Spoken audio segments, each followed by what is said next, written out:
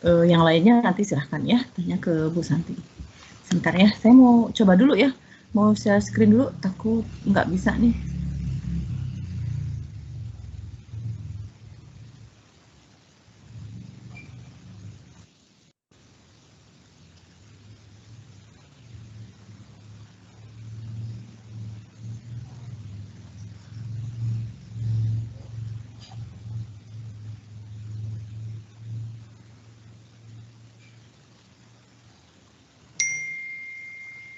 Bentar ya, loadingnya agak lama.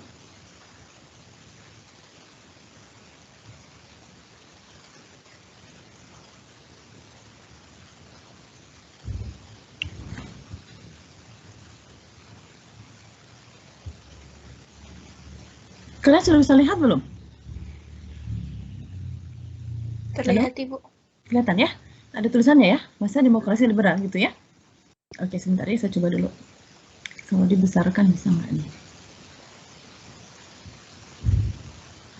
Ini sudah bisa kelihatan dalam bentuk besarnya? Iya, Bu. Lihat. Oke, ya, oke ya.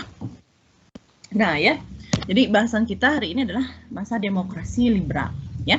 Masa demokrasi liberal, kalian tahu ya, mungkin ini sebetulnya berkaitan dengan apa rangkaian dari bagaimana situasi RI pada awal kemerdekaan. Ya, sudah kalian ketahui bahwa pada awal kemerdekaan, kalian tahu sendiri ya, ada beberapa perjuangan kita ya, baik secara politik, diplomasi ya, maupun secara ekonomi sebagai negara yang baru ya.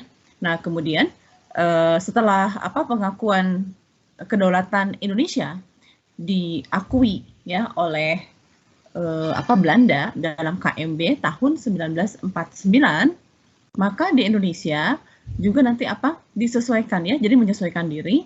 Indonesia masih melanjutkan sistem pemerintahan yang sudah dibuat sebelumnya, yaitu sistem pemerintahan dengan parlementer ya, kalian tahu ya, sistem pemerintahan parlementer itu kita anut di Indonesia ini. Dulu tujuan awalnya adalah untuk mendapatkan pengakuan ya dari negara-negara lain, terutama negara barat, supaya negara Indonesia yang baru berdiri itu dianggap sejajar ya, dianggap sama dengan negara-negara barat lainnya. Makanya kita menganut sistem pemerintahan parlementer. Dalam sistem pemerintahan parlementer, yang berkuasa adalah parlemen ya, sementara presiden itu hanya sebagai kepala negara saja ya. Jadi kepala pemerintahan adalah seorang perdana menteri ya. Perdana menteri itu dia memimpin kabinet ya dalam parlemen. Nah, kita lihat ya. Nih. Jadi apa saja sih gitu ya kabinet-kabinet yang ada pada masa demokrasi liberal. Ini tentu kalian sudah tahu ya. Yang pertama ada kabinet Natsir, kemudian ada kabinet Sukiman, ada kabinet Wilopo ya, kabinet Ali Sastro Amijoyo, ada kabinet Burhanuddin Harahap. Ini ya, Ali Sastro Amijoyo kedua, dan terakhir nanti ada kabinet Juanda ya, atau sering juga disebut sebagai kabinet karya atau Zakun kabinet. Nah, kita lihat ya. Kalau kalian menghafal seperti ini mungkin susah ya. Kalian kalau mau menghafal yang gampang, ini saya kasih rumus ya, sebentar. Nah, ini ya. Ini adalah urutannya ya. Urutan kabinet pada masa demokrasi liberal. Jadi nggak usah kalian bikin contekan ya. Dari sini aja kalian sudah bisa menghafal. Urutannya kan suka lupa ya. Nah, jadi kalian ambil huruf depannya aja. Ya. Kalian lihat itu huruf depannya udah saya gedein tuh tulisannya ya, yang warna merah. NSW abad. Ingat aja itu urutannya ya. NSW abad.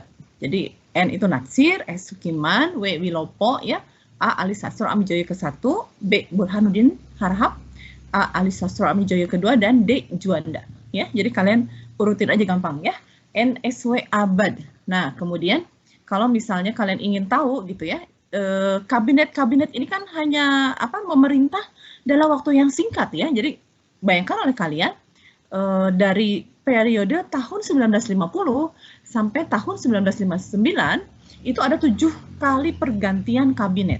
Jadi masing-masing kabinet ini hanya memerintah rata-rata ya, rata-rata hanya 1 tahun lamanya. Jadi kebayang, singkat banget ya, hanya 1 tahun lamanya.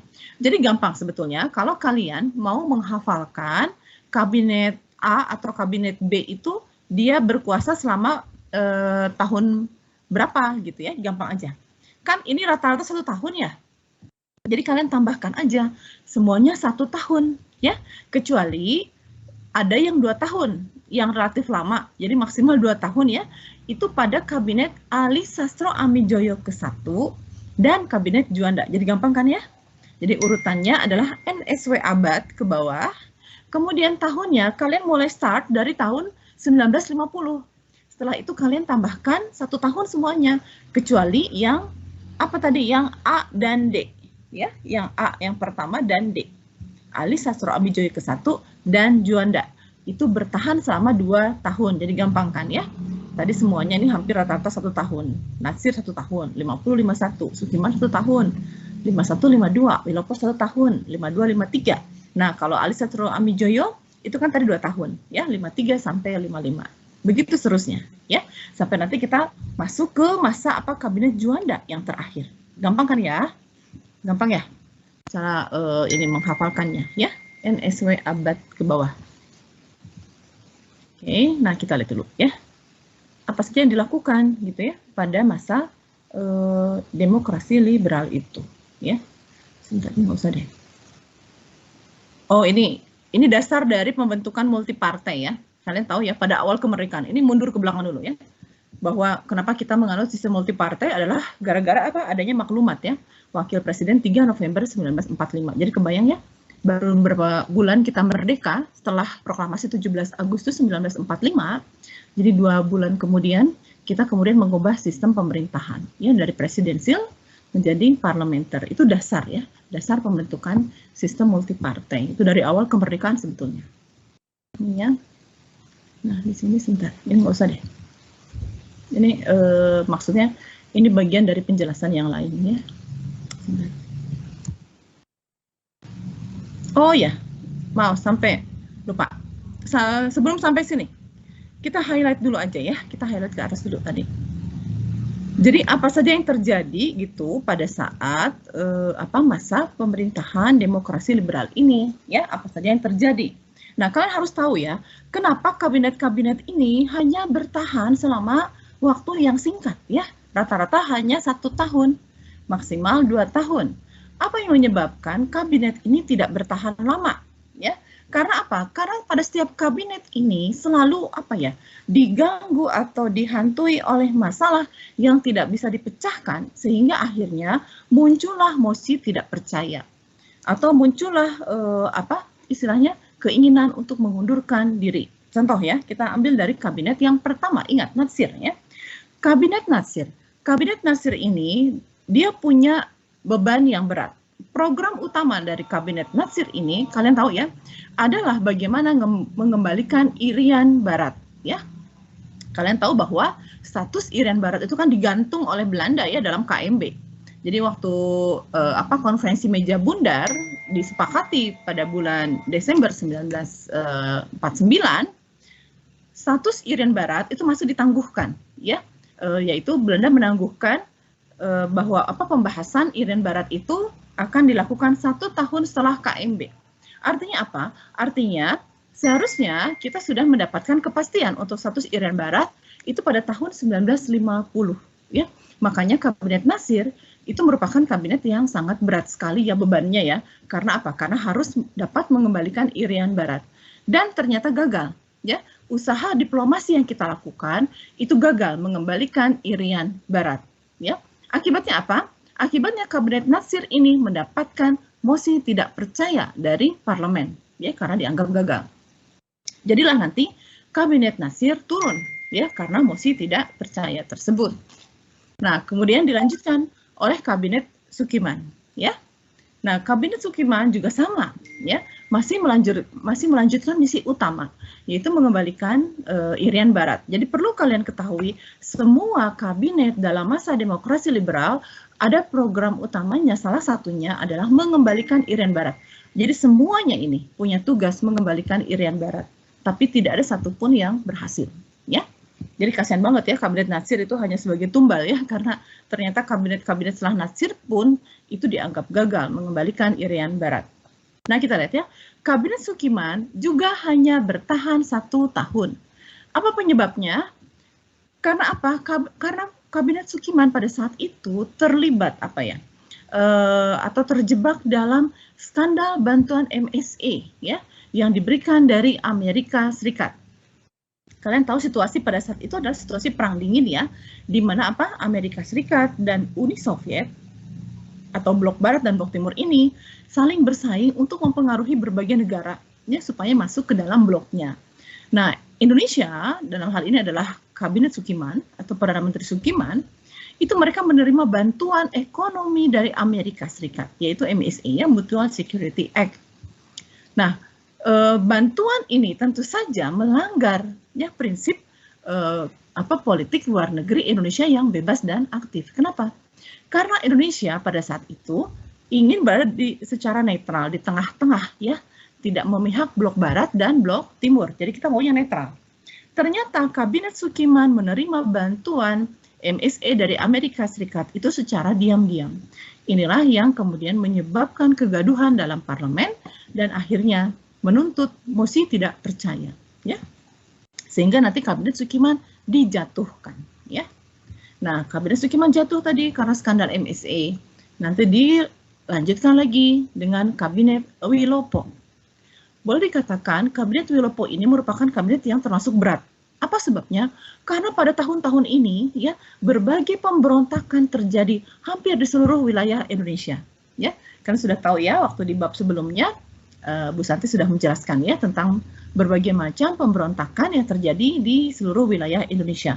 Nah, pada masa Kabinet Wilopo itu sedang sedang dalam situasi yang sangat kacau ya karena eskalasi pemberontakan atau gerakan separatisme di Indonesia itu semakin meningkat ya.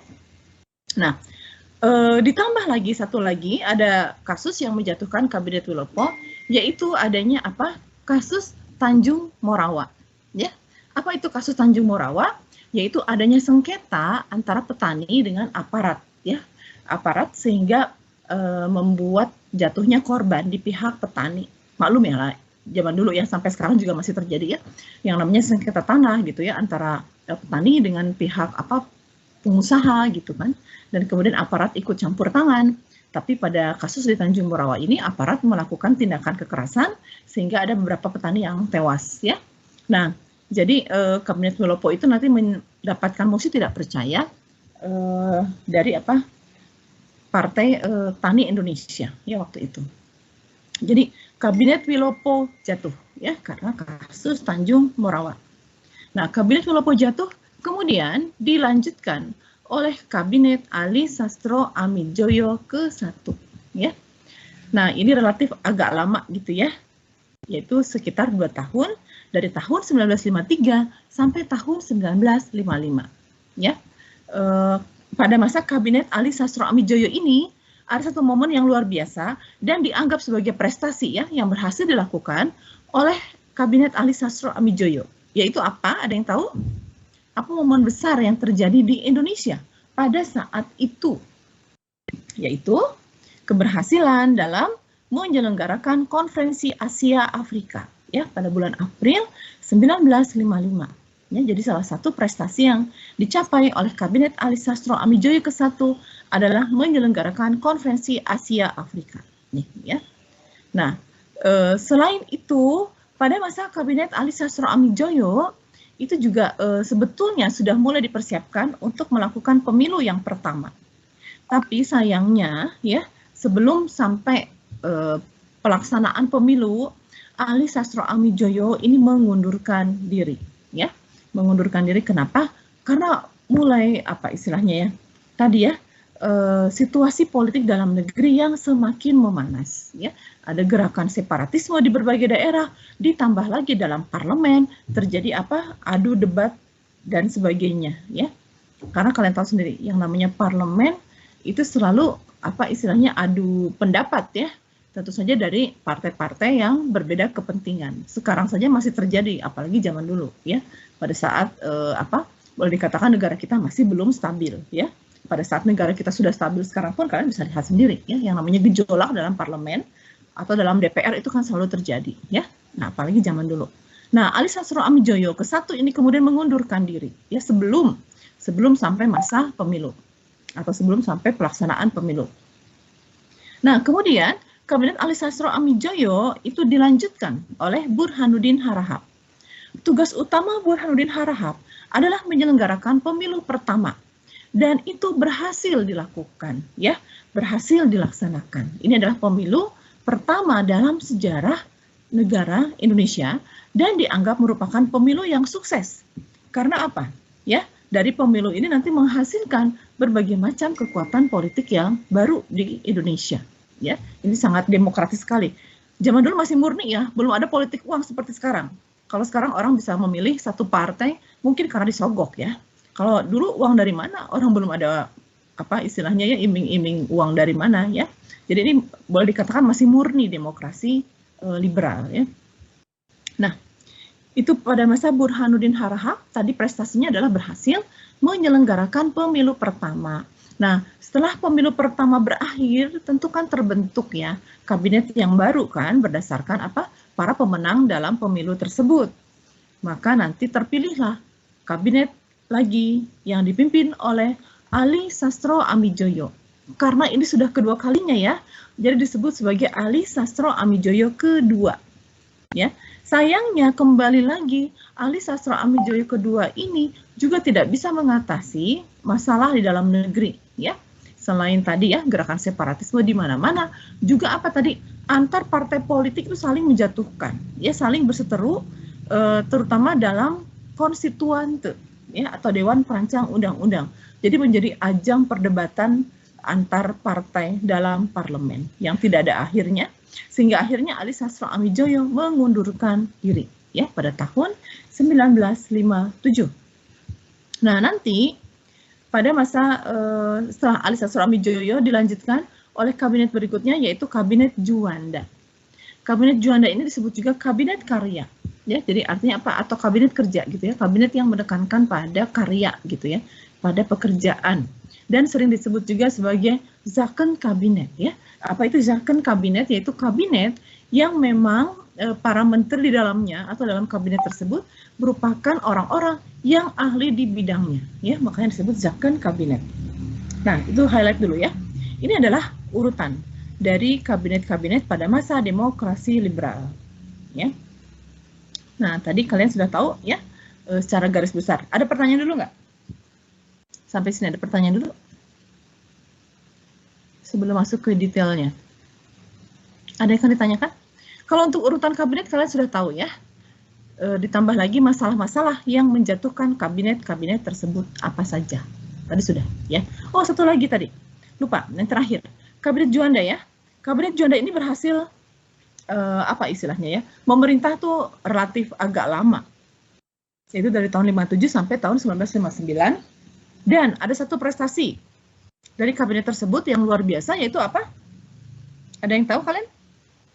Apa yang dilakukan pada masa kabinet Juanda? Yaitu memperjuangkan batas teritorial wilayah Republik Indonesia. Ya, kalian tahu kan batas teritorial itu dulu waktu zaman Belanda kita tuh hanya 3 mil gitu ya. Nah, Juanda itu memperjuangkan batas teritorial RI itu sampai 12 mil. Apa sebabnya?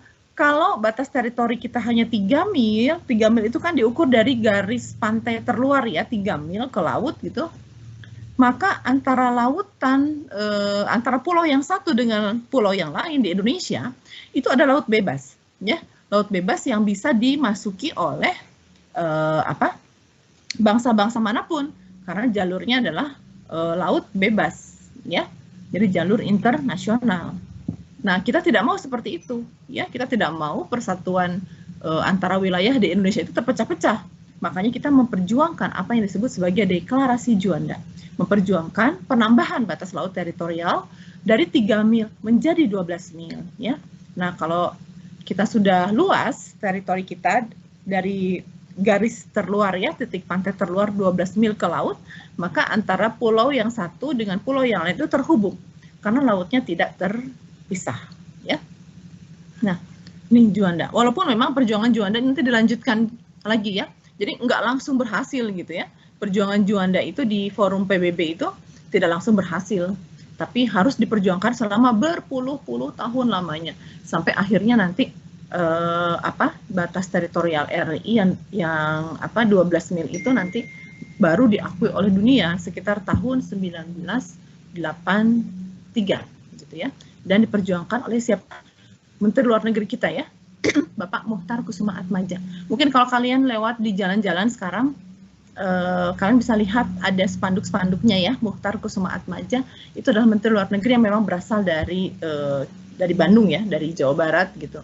Dan itu sedang diperjuangkan untuk menjadi tokoh pahlawan nasional ya, karena berhasil memperjuangkan tadi ya pengakuan internasional terhadap batas laut teritorial RI.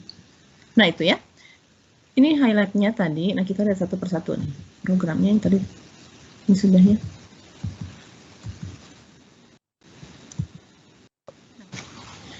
Kita ke pemilu sekarang. Kalian tahu ya, pemilu tahun 1955 tadi dilakukan pada masa kabinet siapa? Yaitu pada kabinet Burhanuddin Harahap ya. Karena memang tugas utama atau program utama dari kabinet Burhanuddin Harahap adalah menyelenggarakan pemilu. Dan ini merupakan pemilu yang tergolong sukses ya. Padahal baru pertama ya dilakukan di Indonesia, karena waktu itu masyarakatnya masih antusias banget gitu ya. Nah lihat ya, pemilu pada tahun 1955 itu dilakukan dalam 2 tahap ya. Tahap pertama yaitu pemilu pada tanggal 29 September 1955 untuk memilih anggota parlemen atau DPR ya, dan hasilnya sebagai berikut. Nah, jadi nanti mungkin kalian belum pernah ikut pemilu ya, mungkin nanti tahun 2024 kalian akan ikut pemilu, kalian juga akan mengikuti pemilu itu ada beberapa tahap. Yang pertama adalah pemilu untuk memilih anggota parlemen atau DPR, baik itu DPRD tingkat 1, tingkat 2, dan DPR pusat, dan pemilihan presiden. Nah, dulu waktu pemilu pertama, tahap pertama itu digunakan untuk memilih anggota parlemen atau anggota DPR. Dan hasilnya ada 4 partai. Ya, jadi dari sekian puluh partai yang ikut dalam pemilu pertama tahun 1955, ada 4 partai yang mendapatkan suara mayoritas ya, dan mendapatkan kursi dalam parlemen Indonesia ini ya. Apa saja partainya? Ada PNI, nah ini ya, PNI dengan 57 kursi, Masyumi dengan 57 kursi, NU ya, Partai NU Nahdlatul Ulama ya, dulu merupakan partai Islam ini, 45 kursi, dan PKI 39 kursi. Jadi ingat, ini adalah 4 partai pemenang dalam pemilu pertama. Artinya mereka mendapatkan mayoritas suara dalam parlemen. Ya. Nah itu hasil pemilu tahap pertama. Nah kemudian pemilu berikutnya, tahap berikutnya ya, jadi ada 2 tahap. Tadi tahap pertama sudah memilih anggota parlemen. Nah tahap kedua, pemilu pada tanggal 15 Desember 1955. Yaitu tujuannya untuk apa? Untuk memilih anggota konstituante. Ya, apa itu konstituante? Konstituante adalah badan yang dibentuk untuk merancang undang-undang dasar. Ya, jadi ini nama lainnya adalah Dewan Perancang Undang-Undang. Apa sebabnya? Karena apa? Karena waktu itu kita akan membuat undang-undang dasar yang baru. Ya, perlu kalian ketahui bahwa selama masa demokrasi liberal dari tahun 1950 sampai tahun 1959 kita menggunakan UUDS, Undang-Undang Dasar Sementara tahun 1950. Itu sebabnya hasil pemilu pertama ini targetnya adalah juga untuk membentuk Dewan Perancang Undang-Undang. Untuk apa? Untuk mendapatkan Undang-Undang Dasar yang baru, ya. Jadi pada saat itu memang sudah ada istilahnya usaha ya untuk mendapatkan Undang-Undang Dasar yang baru untuk menggantikan UUD 1950 ya. Nah, jadi ini adalah anggota konstituante atau nama lainnya adalah Dewan Perancang Undang-Undang ya. Nah, di sini hasilnya seperti apa? Hasilnya pun masih sama. Ternyata anggota konstituante yang menang itu yang berasal dari 4 partai yang sebelumnya juga gitu ya. Jadi kebayang ini match gitu ya. Di parlemen ada 4 partai yang dominan, di konstituante juga ada 4 partai yang dominan dengan partai yang sama seperti ini ya. Nah, itu hasil pemilu 1955 ya. Jadi ingat, pemilu 1955 dilakukan dalam 2 tahap ya. Tahap pertama memilih anggota DPR atau parlemen. Tahap kedua untuk memilih anggota konstituante atau Dewan Perancang Undang-Undang. Nah, kita lihat sekarang. Bentar ya.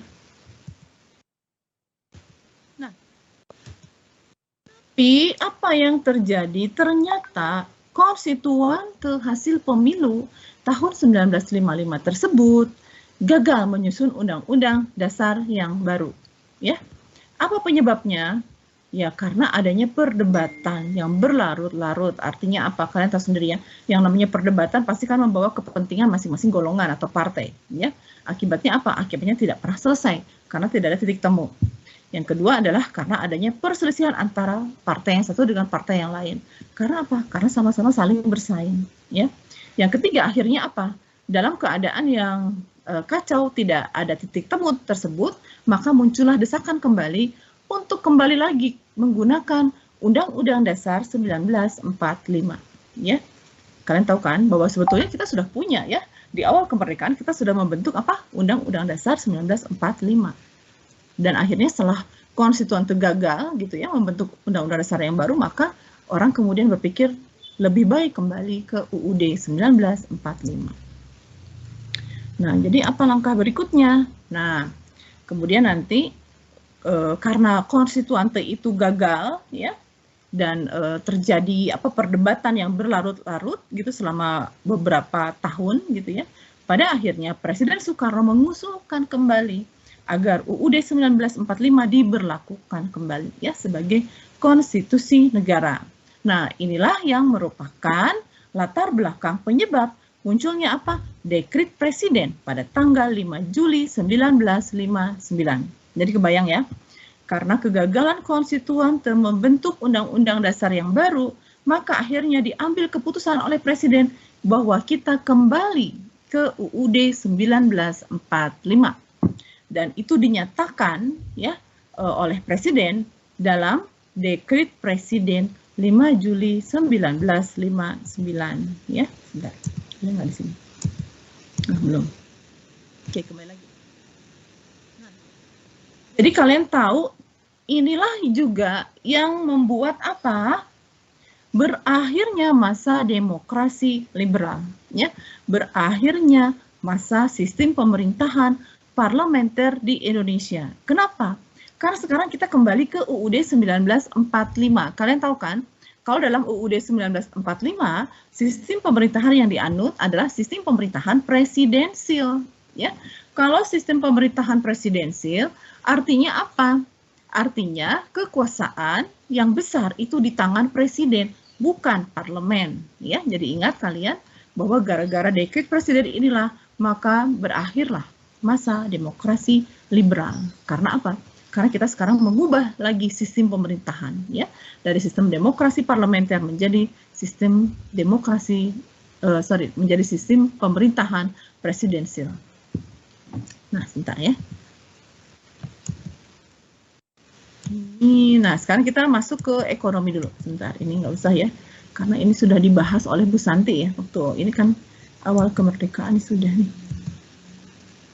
Ini juga sudah ya. Masih ingat ya? Ini adalah waktu awal kemerdekaan, belum masa demokrasi liberal ini ya. Ada berbagai cara untuk mengatasi masalah ekonomi pada awal kemerdekaan. Bentar. Dulu saya akan masuk ke sini aja. Nah, ini detailnya yang tadi ya. Kita balik lagi ke masa demokrasi liberal sebelumnya. Nih ya. Pada masa demokrasi liberal yang tadi itu, yang ganti-ganti kabinet yang sangat banyak itu, kalian tahu kita juga memiliki berbagai macam program ekonomi, ya. Nah, pemikiran ekonomi nasional pada masa demokrasi liberal itu pada awalnya itu dirintis oleh siapa? Ini ya, Sumitro Joyo Hadikusumo, ya.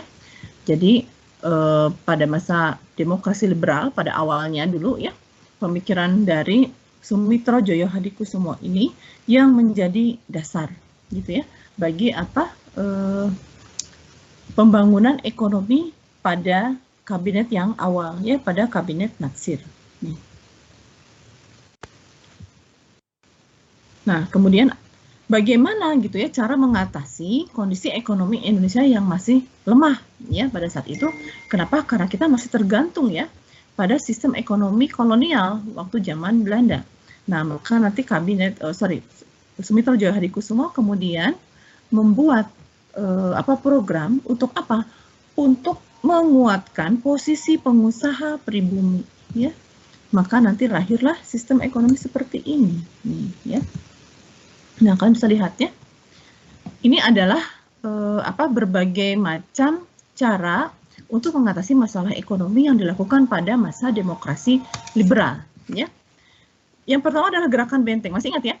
Gerakan Benteng adalah merupakan salah satu program ekonomi ya pada masa Kabinet Natsir. Jadi tadi ya, pada masa Kabinet Natsir itu ada yang namanya gerakan Benteng. Apa itu gerakan Benteng?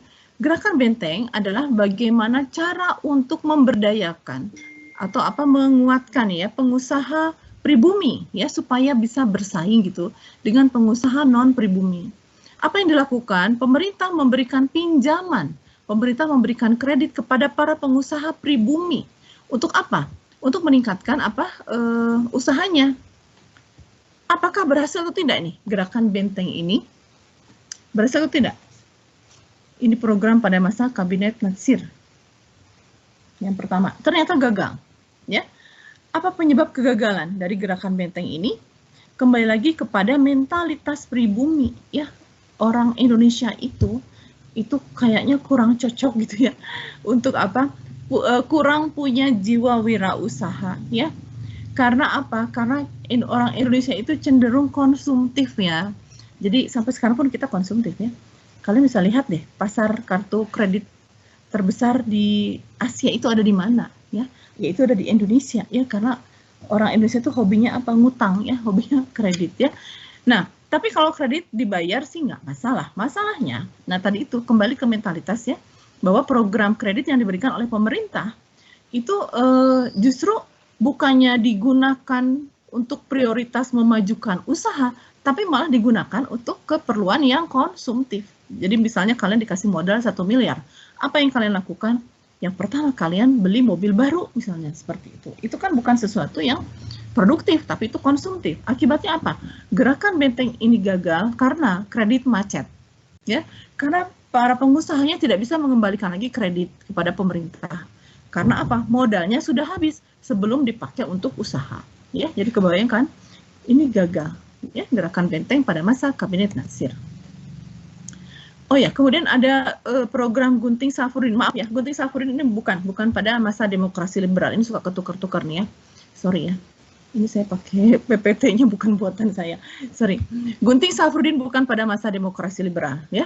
Gunting Safrudin itu pada awal sebelum demokrasi liberal, yaitu pada masa Kabinet Muhammad Hatta yang kedua ya. Jadi sebelum masuk masa demokrasi liberal. Jadi ini tahun 1950, tapi ini pada bulan Maret ya, pada bulan Maret 1950 itu ada Gunting Safrudin. Apa itu Gunting Safrudin? Yaitu memotong nilai mata uang kita ya, karena mata uang kita mengalami penurunan ya. Jadinya dipotong nilainya supaya mempertahankan nilai mata uang yang tinggi gitu. Nah, jadi Gunting Safrudin dilakukan pada masa Kabinet Muhammad Hatta. Ini sebelum masa demokrasi liberal, yaitu pada bulan Maret 1950. Karena kalian tahu bahwa masa demokrasi liberal itu kan dimulai pada bulan September ya. Bulan September 1950. Jadi ini sebelum masa demokrasi liberal. Oke, kita lihat lagi. Nah, kemudian ada lagi yang dilakukan yaitu dengan nasionalisasi perusahaan asing di Indonesia, terutama perusahaan milik Belanda. Jadi kalau kalian tahu bahwa setelah awal kemerdekaan gitu ya, setelah proklamasi kemerdekaan, kita sebetulnya sudah banyak ya melakukan nasionalisasi terhadap perusahaan-perusahaan Belanda di Indonesia. Tapi kemudian program nasionalisasi perusahaan asing itu semakin ditingkatkan gitu ya, semakin masif dilakukan. Itu setelah apa? Setelah kita konflik lagi dengan Belanda. Gara-gara apa? Gara-gara kasus itu ya, perebutan Irian Barat ya. Jadi karena kita kecewa terhadap pemerintah Belanda, maka nanti kita melakukan nasionalisasi perusahaan asing sekarang secara paksa gitu ya. Nih, ini dilakukan puncaknya pada masa Kabinet Wilopo nih ya. Terjadi nasionalisasi perusahaan asing secara besar-besaran. Tapi nanti menimbulkan konflik, yaitu pada masa Kabinet Ali Sastro Amijoyo kedua. Ini konflik ya. Nah, kemudian ada lagi sistem ekonomi yang dilakukan pada masa demokrasi liberal, yaitu sistem ekonomi Alibaba. Ya, apa itu sistem ekonomi Alibaba? Ini adalah sistem ekonomi untuk apa? Kembali lagi untuk memberdayakan pengusaha pribumi. Tapi sekarang caranya beda, ya. kalau waktu gerakan Benteng itu kan dengan memberikan kredit langsung tuh buat pengusaha pribumi. Nah, kalau pada sistem ekonomi Alibaba ini gitu ya, itu dengan cara bermitra atau bekerja sama dengan pengusaha non pribumi, yaitu pengusaha keturunan Cina. Makanya namanya Alibaba, ya. Kenapa namanya Alibaba? Ini karena ini dilakukan pada masa Kabinet Ali Sastro Amijoyo ke-1, ya. Ali itu dianggap mewakili pribumi, ya. Ali itu anggaplah ini orang pribumi. Baba itu adalah pengusaha non pribumi. Dalam hal ini adalah mereka pengusaha yang keturunan Cina, ya, yang memang selama ini menguasai ekonomi Indonesia. Maksudnya adalah bahwa pengusaha pribumi dan pengusaha non pribumi tadi harus bekerja sama, bermitra untuk memberdayakan atau untuk memajukan pengusaha pribumi. Apakah berhasil program ini? Ternyata gagal lagi, ya. Karena apa? Kembali lagi ke mentalitas orang Indonesia yang memang tidak sekuat, ya, mentalitas yang dimiliki oleh para pengusaha non pribumi. Jadi kita sebetulnya lebih banyak dimanfaatin karena kita maunya enaknya sendiri gitu, ya. Jadi bukannya bermitra, malah akhirnya kita yang rugi. Nah itu, ya. Ini ada sistem ekonomi Alibaba pada masa Ali Sastro Amijoyo ke-1. Nah, selain itu juga nanti pada masa Kabinet Juanda juga, ya, dibentuk Biro Perancang Nasional, ya. Biro Perancang Ekonomi Nasional ini sekarang juga masih dipertahankan, ya. Kalau kalian tahu sekarang itu kan ada, ya, apa namanya, Dewan Ekonomi Nasional, apa istilahnya sekarang, ya. Nah, jadi ini sudah mulai dirintis pada saat Biro Perancang Nasional, atau kalau sekarang apa namanya, Bappenas, ya, mungkin Bappenas lah semacam itu, ya.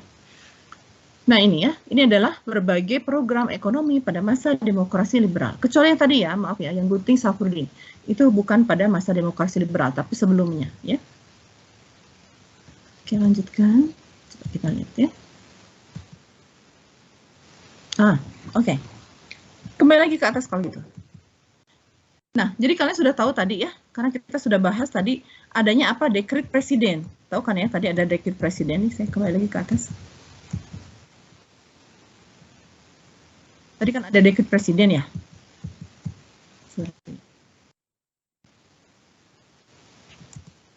Nah, tadi kan akhir dari masa demokrasi liberal itu adalah gara-gara munculnya dekret presiden, ya, 5 Juli 1959, ya.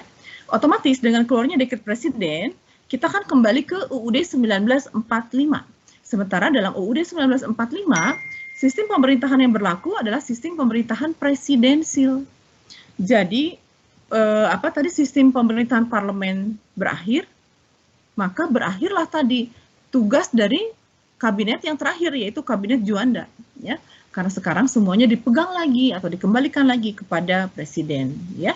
Nah, itu tadi. Nah, jadi kalian sudah tahu dengan berakhirnya masa demokrasi liberal, maka sekarang kekuasaan diambil atau dikembalikan lagi ke tangan presiden. Jadi presiden yang memiliki kekuasaan dan wewenang yang sangat tinggi. Itu berdasarkan UUD 1945. Ya, itu sebabnya sistem pemerintahan yang baru tadi, ya, yang menggantikan sistem pemerintahan demokrasi liberal, itu disebut sebagai masa demokrasi terpimpin. Kenapa disebut masa demokrasi terpimpin? Karena semuanya berada di tangan presiden, ya. Presiden dengan segala wewenang dan kekuasaannya yang sangat besar pada masa demokrasi terpimpin. Kita lihat sekarang, ya. Masuk sekarang ke masa demokrasi terpimpin.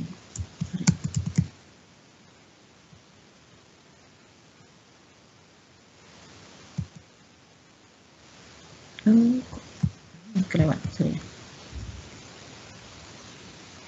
Bentar, ya.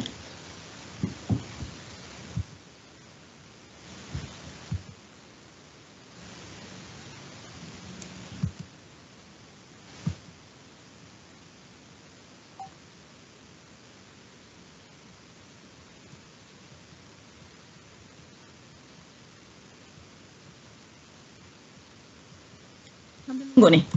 Ada pertanyaan tidak untuk masa demokrasi liberal sebelum saya masuk ke masa demokrasi terpimpin? Nih. Kita ada dekret presiden, ya, tanggal 5 Juli 1959. Tadi kalian sudah tahu ya latar belakangnya apa? Nih ya, yaitu kegagalan Dewan Konstituante untuk apa? Menyusun Undang-Undang Dasar yang baru.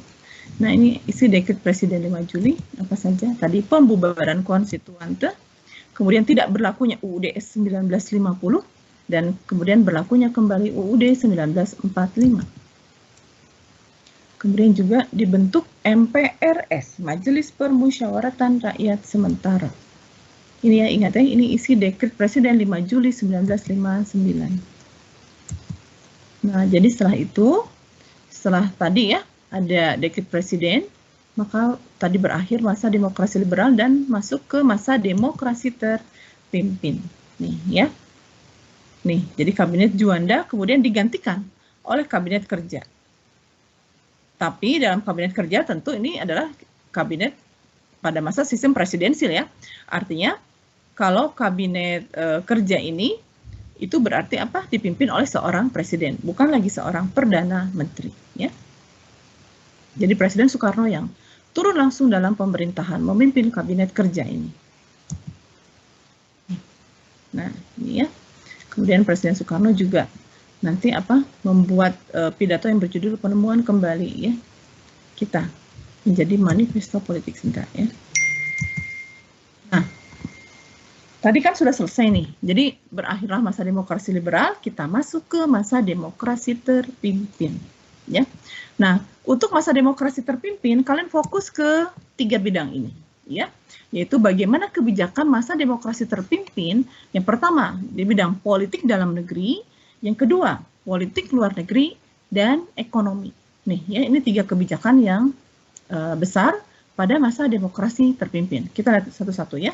Yang pertama, bagaimana dengan situasi politik dalam negeri, ya. Nih. Apa saja yang terjadi ya dalam sistem politik dalam negeri pada masa demokrasi terpimpin. Nih, tadi ada gagasan Presiden Soekarno yang disebut USDEK, ya. Nah, kemudian dikenal dengan istilah Manipol USDEK. Manipol itu manifestasi politik USDEK, ya. Apa sih USDEK itu? Ini singkatan ya. U itu adalah apa? Nih, apa sih USDEK itu? U itu adalah Undang-Undang Dasar 1945, ini singkatannya. S adalah Sosialisme Indonesia, D adalah Demokrasi Terpimpin, E adalah Ekonomi Terpimpin, K itu adalah Kepribadian Bangsa. Ini yang dijadikan sebagai manifestasi atau menjadi dasar dari politik atau ideologi bangsa Indonesia. Ya. Apalagi di sini? Nah, pada masa demokrasi terpimpin perlu kalian tahu bahwa peran presiden itu sangat besar sekali. Ya, jadi Presiden Soekarno merupakan pusat kekuasaan pada demokrasi terpimpin. Bukan karena tanpa sebab apapun ya, karena kalian tahu sendiri bahwa pada masa demokrasi liberal terjadi apa? Kekacauan pemerintahan. Karena apa? Karena kepemimpinan yang berganti-ganti, ya. Karena latar belakang tersebut, maka akhirnya Presiden Soekarno kemudian mengambil alih semua wewenang kekuasaan pemerintahan, ya. Supaya apa? Supaya pengalaman buruk pada masa demokrasi liberal yang sering ganti-ganti pemimpin dalam waktu yang singkat itu tidak terjadi.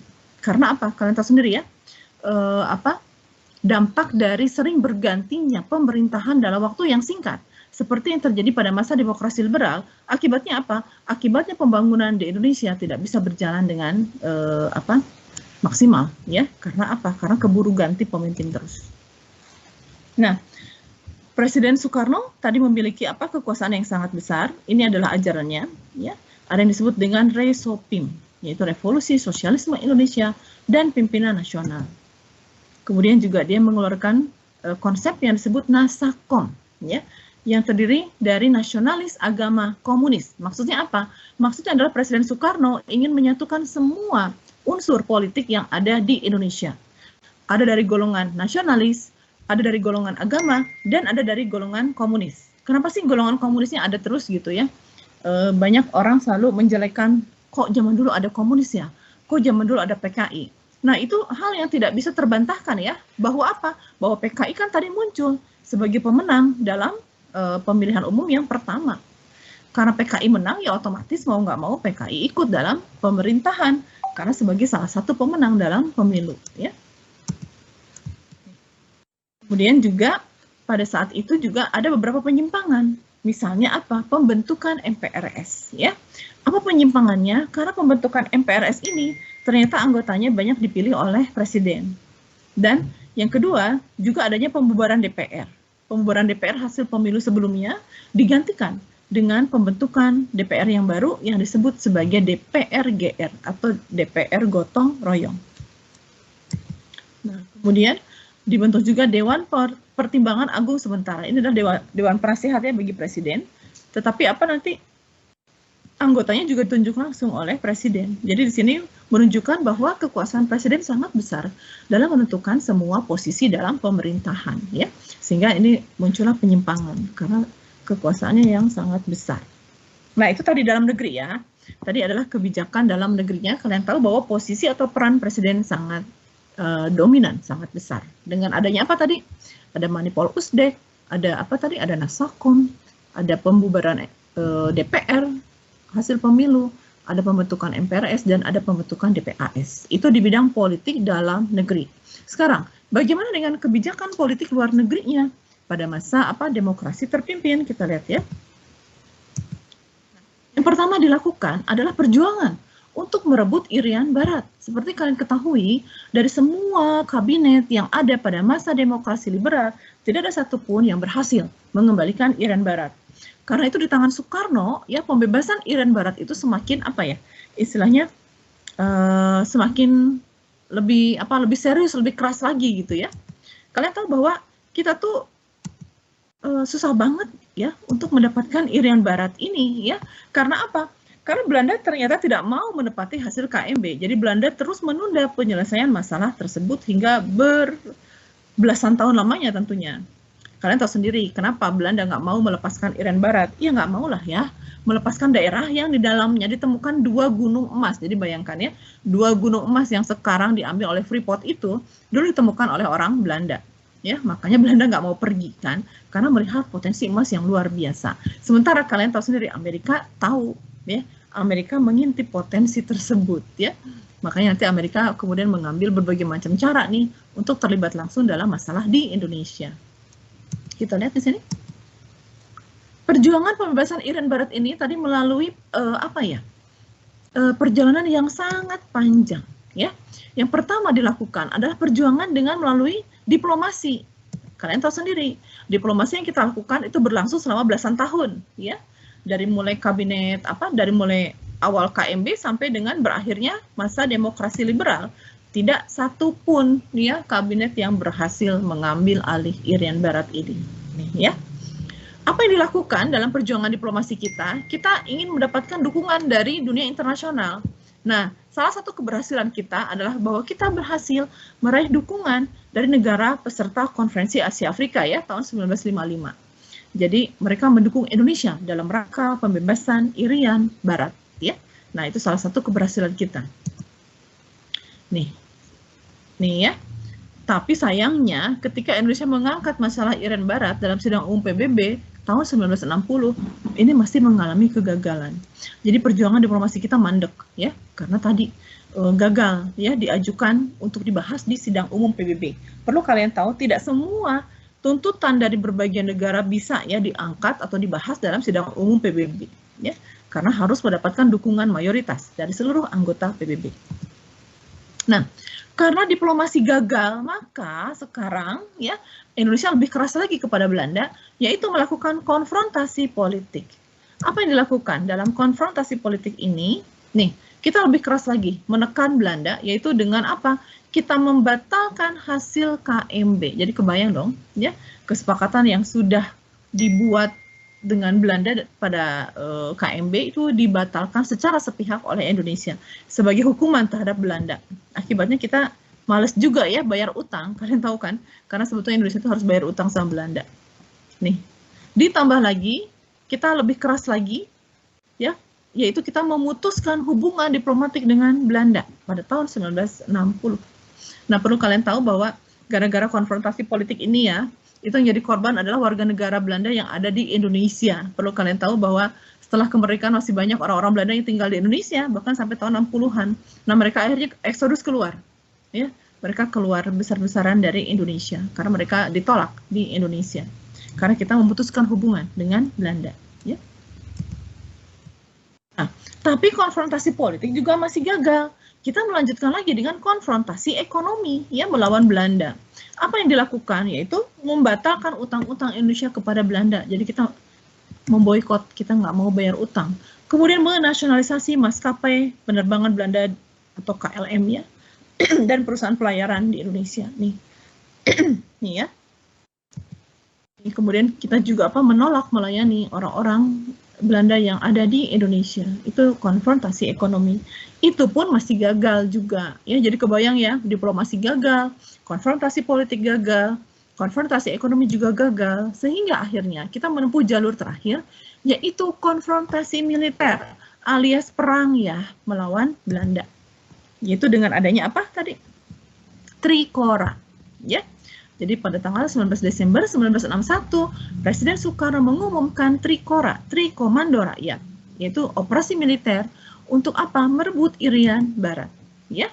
Operasi militernya disebut sebagai Komando Mandala, ya. Jadi tahun 1962 pemerintah Indonesia membentuk Komando Mandala pembebasan Irian Barat, dan makanya pada saat itu kita berperang dengan Belanda, ya.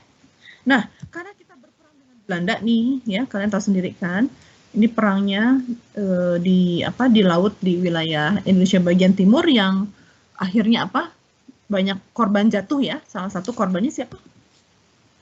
Pernah dengar ya, Yosudarso, ya, yang gugur, ya, dalam operasi Mandala tersebut. Sebentar. Berarti apa nanti, ya? Peperangan atau konflik, ya, antara Indonesia Belanda ini menarik perhatian PBB, sehingga, ya, sekarang PBB tertarik gitu loh untuk membahas masalah Indonesia Belanda. Jadilah nanti akhirnya PBB mengajak Indonesia dan Belanda berunding di New York. Inilah yang disebut dengan Konferensi New York. Konferensi New York ini akhirnya menghasilkan perundingan New York, ya, yaitu atau perjanjian New York, yaitu isinya membentuk komisi khusus PBB untuk masalah Irian Barat yang disebut dengan UNTEA, ya, United Nations Temporary Executive Authority, ya. Ini adalah dewan atau badan khusus PBB untuk masalah Irian Barat, ya. Nih. Akhirnya apa nanti? Di bawah UNTEA, ya, di bawah UNTEA, akhirnya pemerintah RI berhasil mendapatkan kembali Irian Barat, dan itu pun atas bantuan Amerika Serikat, ya. Karena pihak Amerika Serikat yaitu diketuai oleh Ellsworth Bunker, ya, seorang diplomat Amerika Serikat, itu yang terus-terusan aktif mengajak atau melakukan negosiasi antara pemerintah Indonesia dengan pemerintah Belanda, ya. Jadi ini juga merupakan peran Amerika Serikat, ya, dalam rangka menyelesaikan masalah Irian Barat. Nah, kenapa Amerika Serikat gitu, ya, baik banget gitu, ya, ikut menyelesaikan masalah Irian Barat sampai akhirnya dikembalikan ke Indonesia? Karena tentu saja ada maunya, ya. Kalian tahu sendiri kan akhirnya, karena Amerika Serikat mengincar emas yang ada di Irian Barat tersebut. Nah, setelah UNTEA, ya, setelah kembali ke tangan pemerintah Republik Indonesia, maka pemerintah Republik Indonesia wajib untuk melakukan PEPERA. Apa itu PEPERA? PEPERA adalah penentuan pendapat rakyat, ya. Jadi memberikan kesempatan voting lah gitu, ya, kepada warga di Irian Barat untuk memutuskan apakah merdeka atau menjadi bagian dari Republik Indonesia. Dan ternyata dalam PEPERA ini ternyata mayoritas voting tersebut dimenangkan oleh pihak yang ingin menjadi bagian dari Republik Indonesia, ya. Jadi resmilah nanti Irian Barat menjadi bagian dari Republik Indonesia, ya. Nah, apalagi selain itu, ya, yang dilakukan berkaitan dengan kebijakan luar negeri pada masa demokrasi terpimpin, yaitu adanya konfrontasi dengan Malaysia. Jadi kebayang, ya, kita berperang melawan Malaysia. Kenapa sih kita harus berperang melawan Malaysia pada saat itu? Karena Malaysia adalah negara yang dibentuk oleh Inggris. Jadi kebayang, ya, sebetulnya Malaysia itu adalah negara boneka buatan Inggris yang memang sengaja dibentuk, ya, oleh Inggris dengan menyatukan berbagai wilayah kerajaan yang ada, yaitu Federasi Malaya, Singapura, Borneo, dan Sarawak disatukan menjadi Federasi Malaya atau menjadi Malaysia, ya, nih. Nih, ini awalnya dari gagasan Tengku Abdul Rahman ya, yaitu pembentukan Federasi Malaysia dan kemudian nanti resmi terbentuk pada tahun 1963. Indonesia tidak setuju, tidak hanya Indonesia ya, Filipina juga tidak setuju pembentukan negara Malaysia ini. Kenapa? Karena masih menyangkut banyak sekali masalah perbatasan, termasuk juga Indonesia. Makanya Presiden Soekarno sangat marah sekali dan kemudian protes kepada PBB. Sayangnya protesnya tidak didengar ya oleh PBB. Bahkan lebih parah lagi gitu nanti malah apa? PBB malah menerima Malaysia yang sebetulnya tidak sah di mata Indonesia dan Filipina ya menjadi anggota PBB yang baru ya. Nah, itu merupakan puncak kemarahan dari Indonesia. Nih ya, jadi dalam rangka konfrontasi dengan Malaysia, kita membentuk Dwikora, jangan ketukar ya. Tadi ketika merebut Irian Barat namanya Trikora, tapi ketika merebut Malaysia itu namanya Dwikora, Dwi Komando Rakyat ya, pada tanggal 3 Mei 1964. Apa hasilnya nanti? Oh sorry, tadi belum hasilnya ya. Hasilnya adalah apa tadi? Kita gagal ya. Kenapa gagal? Karena keburu terjadi konflik di dalam negeri Indonesia. Kalian tahu sendiri ya, tahun 1965 terjadi penggulingan kekuasaan dari kepemimpinan Soekarno ya kepada siapa? Kepada Soeharto. Nah, sebetulnya ini adalah merupakan bagian ya dari konspirasi internasional untuk menjatuhkan Soekarno sebagai presiden yang dianggap sangat membahayakan bagi pihak Amerika Serikat dan Inggris pada saat itu. Nih ya. Kesini dulu deh. Nah, apalagi kebijakan politik luar negeri Indonesia, yaitu kita melakukan politik mercusuar. Apa itu politik mercusuar? Yaitu politik untuk mencari kemegahan dalam pergaulan dunia. Supaya apa? Supaya kita dianggap sebagai negara yang hebat gitu di mata dunia. Ya, makanya Indonesia kemudian melakukan pembangunan besar-besaran di ibu kota negaranya, yaitu di Jakarta. Ya, kalian bisa lihat di sini. Ini adalah HI ya. HI itu adalah satu monumen yang dibuat pada masa tahun 1960-an ya untuk menunjukkan kehebatan kita. Jadi supaya ibu kota negara kita Jakarta itu secantik ibu kota negara-negara lain di negara-negara maju di dunia. Ada Hotel Indonesia juga ya, itu merupakan hotel pertama yang bertaraf internasional. Kemudian dibuat juga yang sekarang disebut sebagai jalan layang Semanggi ya kalau sekarang. Dibuat juga yaitu gedung olahraga terbesar di dunia ya, yaitu yang sekarang menjadi GBK. Nah, jadi kalian boleh berbangga ya pada tahun 60 GBK ini merupakan stadion terbesar di dunia ya, sehingga Indonesia pernah mendapat kesempatan untuk menjadi tuan rumah Asian Games yang keempat ya tahun 1962. Kebayangkan Asian Games berikutnya baru terjadi lagi di Indonesia tahun 1999 berapa kemarin? Oh sorry, pada tahun 2018 kemarin ya. Ini kebayangkan, padahal tahun 62 kita sudah sempat ya jadi tuan rumah Asian Games. Ini adalah jembatan Ampera yang sebelah kiri ya. Itu di Sungai Musi. Nih, politik mercusuar. Jadi kita mengeluarkan dana besar-besaran untuk membangun ibu kota negara kita. Nah, Indonesia keluar dari PBB. Kenapa? Ya. Pada tanggal 7 Januari Indonesia menyatakan keluar dari PBB karena itu tadi kan masalah Malaysia tadi. Kita menolak Malaysia sebagai negara baru, tetapi kenyataannya PBB malah menerima Malaysia sebagai anggota PBB, bahkan dijadikan sebagai anggota tidak tetap Dewan Keamanan PBB. Ini merupakan salah satu posisi prestisius ya bagi negara-negara anggota PBB. Itu sebabnya Indonesia tentu saja sangat marah karena kesannya Indonesia tuh nggak diwarok gitu ya. Indonesia tuh tidak didengarkan pendapatnya atau suaranya ya, keberatannya terhadap Malaysia. Akhirnya kita marah dan tanggal 7 Januari 1965 kita keluar dari PBB. Nah, apa saja yang terjadi setelah kita keluar dari PBB? Kita tentu saja kehilangan posisi internasional kita ya. Dan kita sekarang menjadi condong berorientasi ke blok timur ya. Nah, kita membentuk poros Jakarta, Peking, Pyongyang, Phnom Penh yang berafiliasi atau berhubungan dengan negara blok komunis. Jadi sekarang kita betul-betul mendeklarasikan diri sebagai bagian dari blok timur atau yang merupakan negara-negara yang dominasi komunis. Kemudian kita juga membentuk perseteruan antara NEVO dan OLDEVO. Tahu ya NEVO ya?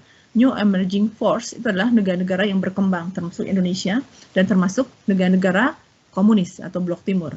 Sementara ALDE for Old Established Force itu adalah identik untuk menyebut negara-negara kapitalis ya, seperti Amerika Serikat, Belanda, Kanada, Inggris, dan lain-lain. Nah, kemudian tadi ya, dalam rangka menyaingi PBB, kita membentuk CONEFO, Conference of NEFO, konferensi negara-negara NEFO. Kemudian kita juga ingin menyaingi Olimpiade dengan membentuk GANEFO, Games of NEFO. Ya, oke. Waktunya habis ya, aduh maaf ya. Ini nggak bisa dijelasin buru-buru sebetulnya ya, karena masih banyak. Oke. Ada pertanyaan sampai sini?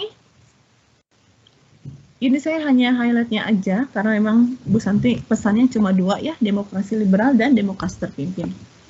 Silahkan kalian nanti pelajari lagi ya di rumah ya. Selamat ya. Selamat belajar buat besok ya. Ya, terima kasih atas perhatiannya. Saya lihat dulu ya. Terima kasih, Bu. Ya, sama-sama.